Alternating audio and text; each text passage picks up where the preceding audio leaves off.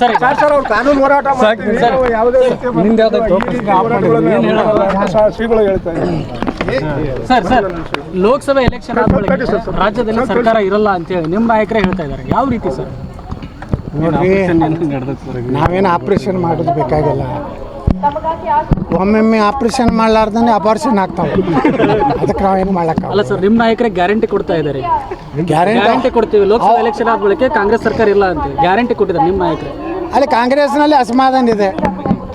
ಸಿದ್ದರಾಮಯ್ಯನವರು ಏನಾರು ಇಳಿಸ್ಬೇಕಾದ್ರೆ ಕಾಂಗ್ರೆಸ್ಸು ಒಂದು ಗುಂಪು ಹೊರಗೆ ಬರ್ಬೋದು. ಡಿ ಕೆ ಶಿವಕುಮಾರ್ ಮಾಡಿದ್ರೆ ರಾಜ್ಯದ ಗತಿ ಅನ್ನೋದು ಭಯನೂ ನಮಗೂ ಇದೆ. ಡಿ ಕೆ ಶಿವಕುಮಾರ್ ಸೆಟಲ್ಮೆಂಟ್ ಮಾಡ್ಕೊತ ಹೋದ್ರೆ ಯಾರು ಸೆಟಲ್ಮೆಂಟ್ ಮಾಡ್ತಾನೋ ಏನೋ, ಅದಕ್ಕೆ ನನಗೆ ಅನಿಸ್ತದೆ ಈ ಸಲ ಡಿ ಕೆ ಶಿವಕುಮಾರ್ದು ಸೆಟಲ್ಮೆಂಟ್ ಆಗ್ತದೆ. ಅಂದರೆ ಎಷ್ಟು ಗುಂಪು ಇದಾವೆ ಸರ್ ಕಾಂಗ್ರೆಸ್ಸಲ್ಲಿ? ಒಂದು ಗುಂಪು ಅಂದರೆ ಕಾಂಗ್ರೆಸ್ ಸಿದ್ದರಾಮಯ್ಯವ್ರದ್ದೈತಿ, ಖರ್ಗೆ ಅವ್ರದ್ದೈತಿ, ನಮ್ಮ ಯಾರು ಸೆಟಲ್ಮೆಂಟ್ ಗಿರೇಕಿದೈತಿ. ಯಾರು ಸರ್ ಸೆಟಲ್ಮೆಂಟ್ ಹೇಳ್ದಲ್ಲ, ಡಿ ಕೆ ಶಿವಕುಮಾರ್ದ ಒಂದು ಗುಂಪು ಐತಿ.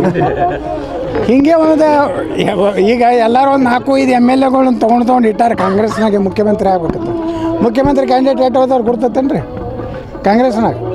ಪರಮೇಶ್ವರರು ಆಗ್ತೀನತ್ತಾರ, MB ಪಾಟೀಲ್ ಆಗ್ತೀನತ್ತಾರ, ಡಿ ಕೆ ಶಿವಕುಮಾರ್ ಆಗ್ತೀನತ್ತಾರ, ಸತೀಶ್ ಜಾರಕಿಹೊಳಿ ಅವ್ರು ಆಗ್ತೀನತ್ತಾರ. ಮತ್ತು ಯಾರು ಉಳಿದ್ರಿ? ಇನ್ನೂ ಒಂದು 2-3 ಮಂದಿ ಅದಾರ. ಅವರು ರಾಜಣ್ಣವರು ಬಂದ್ರೆ ನಾನು ನೋಡ್ತೀನತ್ತಾರೆ. ಯಾಕೆ ಆಗಬಾರ್ದು ಅಂತ ಕೇಳ್ತಾರೆ ಅವರು. ಸರ್ ಅವ್ರದ್ದು ಹಂಗೆ ನಿಮ್ಮಲ್ಲಿ ಈಗ ನಿಮ್ಮ